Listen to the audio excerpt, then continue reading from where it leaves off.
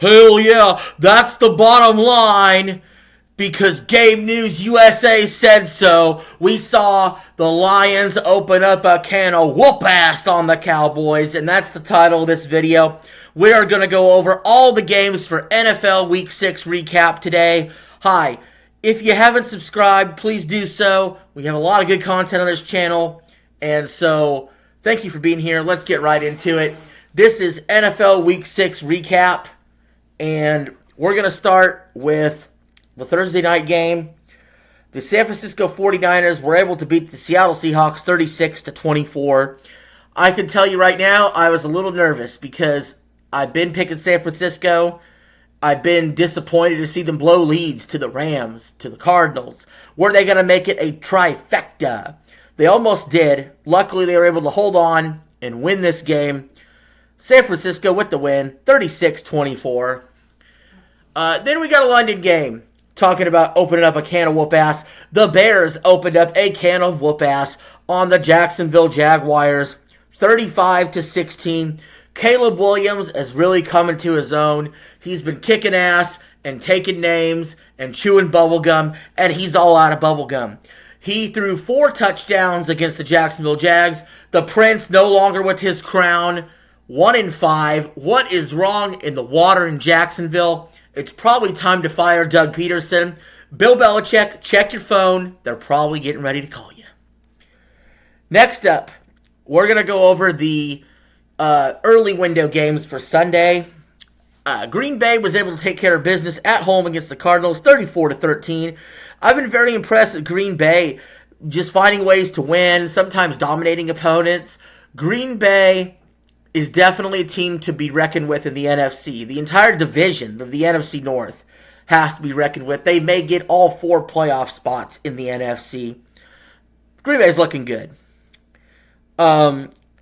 Next up, we have the Colts defeating the Titans 20-17. I couldn't figure out how the Titans were 3-point favorites, even at home, because they're not good. They had 1 win against Miami without Tua. That's not impressive. That's a small hurdle to leap over. They're 1-5, I believe, or 1-4, or something like that. They're a nothing team. The Colts look better with Joe Flacco under center than Anthony Richardson. And again, the Colts were able to find a way to win. They're not dead. They're still hovering around somewhere around 500. So Joe Flacco, the ageless wonder himself, making chicken salad out of chicken shit. Next up, we have the Texans utterly obliterating my New England Patriots. I don't want to spend too much time on that. I have post-traumatic stress from it. But the Texans were able to win 41-21. I thought the one thing we could do good is defense. Apparently not. And, hey, on the bright side, Drake May passed for more yards than C.J. Stroud in that game. I know, it's shocking, but it happened. That's easy to do when you're playing from behind the entire game. Next up, a game that featured almost completely no defense at all, especially in the first half. Tampa Bay Buccaneers were able to beat the New Orleans Saints 51-27. Now, interesting story, the Saints were actually up in this game 27-24 at halftime. Obviously, that lead didn't hold. The Bucs blew it wide the hell open and pretty much gaped them open. 51-27.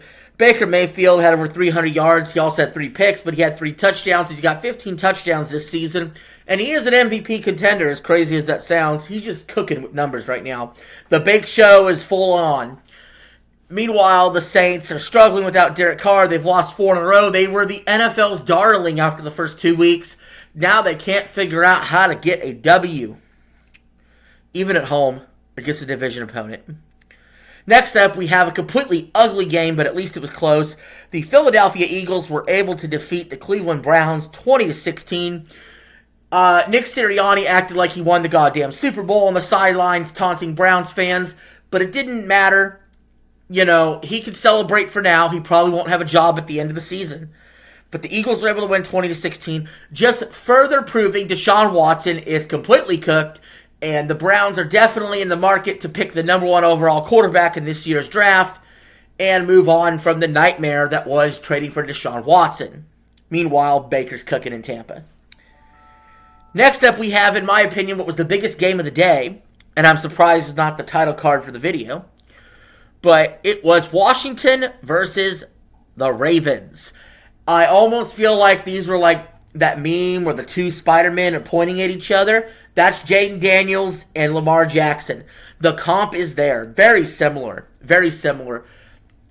Jaden Daniels, just a rookie though.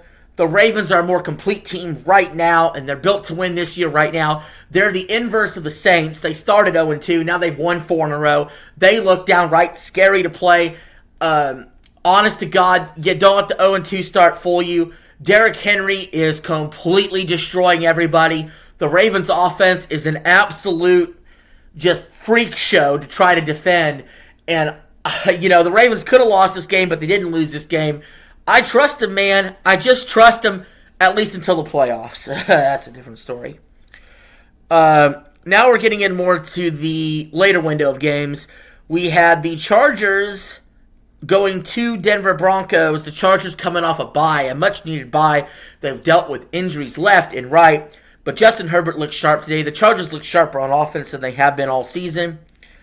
And they were able to pick up the win, a tough divisional road win. Not always a guarantee in the NFL. The Broncos had won 3 straight, but the Chargers put an end to that, and they were able to win the game 23-16. It's still not all doom and gloom in Denver. Look, you're sitting at 3-3 with the rookie quarterback. You're improving every week. I believe in both these teams. I mean, they're going to compete for a wild card spot. There's a lot of AFC teams that aren't as good as people advertise. Both these teams will compete for a wild card spot. Probably not the division with the Kansas City Chiefs in that division, who are on a bye. But for a wild card spot, they could probably compete, perhaps, to make the playoffs. Good coaching between those two. Next up, we have the Steelers thrash the Raiders 32-13. Mike Tomlin just wins, man. Just win, baby. That's what they say in Vegas. That's what Mark Davis says. That's what his father, Al Davis, said. But in this case, it's true for the Steelers. Don't matter who their QB is. Justin Fields, Mason Rudolph, Russell Wilson, if he ever gets off IR. It don't matter. Old Ben Roethlisberger. Mike Tomlin turns chicken shit, not into chicken salad, turns it into chicken soup. Always a winning record under him. And right now they have a winning record at 4-2. The Raiders dropped to, I believe, 2-4. And they're honestly giving up on the season for the most part. They have indeed traded Devontae Adams to the Jets. I've just learned this before I've hit record. So, interesting there. The Raiders aren't going anywhere anytime soon. They're a last place team in the AFC West, in my opinion. And I don't know if they have the right coach or not, but Tom Brady just got part ownership of the Raiders, and hopefully he'll shake things up for him. Next up, we have what is the title card of the video. The Detroit Lions walked into Dallas's house and whooped up on them 47-9. They opened up a can of whoop ass. I want you to envision this. Imagine a team walking into your house, kicking their shoes off, laying their feet on your kitchen table, and they say, "Make me a goddamn sandwich." They open up a can of whoop ass and gulp it down. That's what the Lions did to the Cowboys. 47-9, and honest to God, watching this game, it wasn't even that close. This was Jerry Jones' 84th birthday or something like that. Him and Joe Biden are besties and twinsies, I suppose. But the Dallas Cowboys, after winning 16 straight home games, have now lost 4 home games in a row. And all 4 games, they got their ass smacked and embarrassed. They have a coaching problem. They have a roster problem. They're 3-3, but they sicken me. I'm tired of watching them on TV. I'm tired of Tom Brady having to call their games on Fox. Give me somebody else. I'm fucking tired of the Cowboys. I'm fucking sick and tired of them. The Lions, on the other hand, they wanted revenge. They were out for blood. They lost last year to the Cowboys in a game they really felt robbed from. They were doing shit that I had never seen in an NFL game. Having guys the size of me walking out as wide receiver to catch passes. Having fucking hooking laterals to Penei Sewell. I had never in my life seen that many plays built for offensive linemen to be skill position players. They literally could do whatever the hell they wanted to the Dallas Cowboys. It did not even matter. If they really focused on just trying to run the ball down their throats, they probably could have hung 70 on them. Hell, they probably could have hung 100 on them. If you are a Dallas Cowboys fan right now, I honestly have to ask you guys, do we need to do a wellness check? Because you all got thoroughly and completely fucked. And I don't feel sorry for you. Sorry. Because I'm tired of seeing your team on my TV screen. Get them the fuck off my TV. That's the end of that rant. Next up, we had the Falcons beating the Panthers 38-20. Look, the Falcons, best kept secret in the NFL. What are they doing? They're just winning games. Winning games. They played the Chiefs tough and lost. Kirk Cousins is looking great. You know, obviously coming off that 500-yard performance. You like that? You like that? Well, how about you like some of this? You win a game on the road in the division. Yeah, it's the Panthers. They're kind of the doormat of the NFL. But still a good win for Atlanta.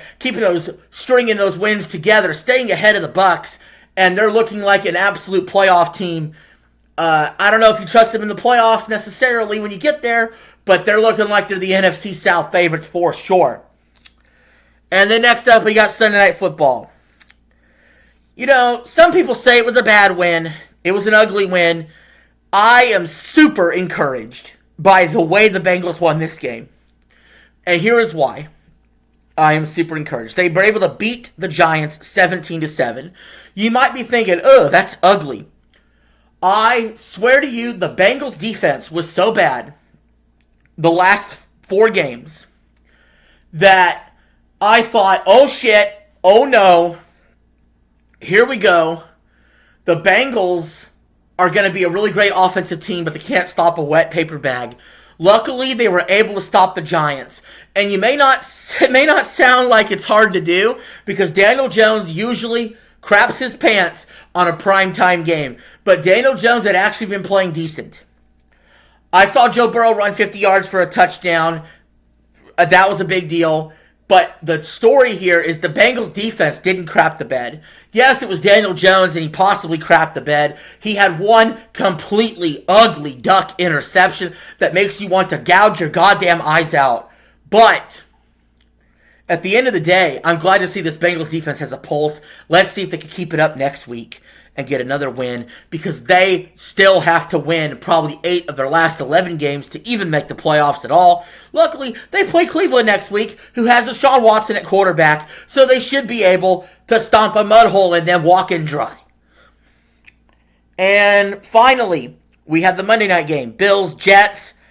The Bills were able to win 23-20. This game was extremely entertaining. Some people I know called it sloppy. The kicking was hard because of the wind. Aaron Rodgers even threw a Hail Mary going into halftime. Didn't matter. The Bills were able to win. Rodgers still has not thrown a 300-yard passing game since some toddlers were born. And the Bills were able to walk away with the win. They have a commanding lead in the AFC East now, up 2 games with a 4-2 record to the Jets' 2-4 record and owning the tiebreak. The Jets did trade for Devontae Adams. We'll see how that has to factor in. But the Bills should be feeling pretty good. They also traded for Amari Cooper themselves and are trying to shore up their roster going into a playoff push, because they are looking like the clear and obvious runaway winners possibly in the AFC East, especially with Tua being out. And speaking of which, the Dolphins were on a bye. So was the Chiefs, so was the Rams, and so were the Vikings. Vikings being the other undefeated team along with the Chiefs, were also on a bye. So guys, with that being said, that was your NFL Week 6 recap. I hope you all enjoyed it. Please check out the other videos on my channel. Thank you all very much. Peace. Have a good one. I'm out. See ya.